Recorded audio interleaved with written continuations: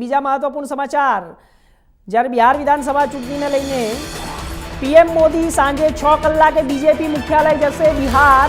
आपने जणावी दीए बिहार चूंटणीना परिणाम बाद मोदीनी संभावित भाषणनी तैयारीओ चाली रही है।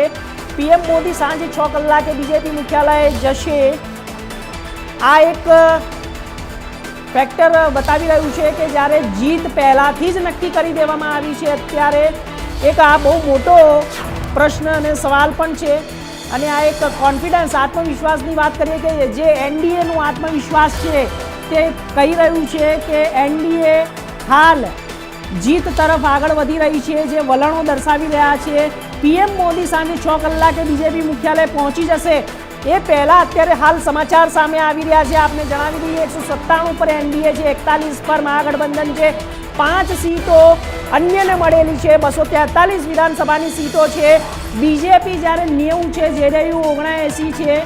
અને આપણે જણાવી દઈએ બાકી સીટોની જે સંખ્યા છે આપ સ્ક્રીન ઉપર જોઈ શકો છો। બિહાર ચૂંટણીના પરિણામ બાદ મોદી બિહારના જે મુખ્યાલય છે ભાજપનું ત્યાં પહોંચશે।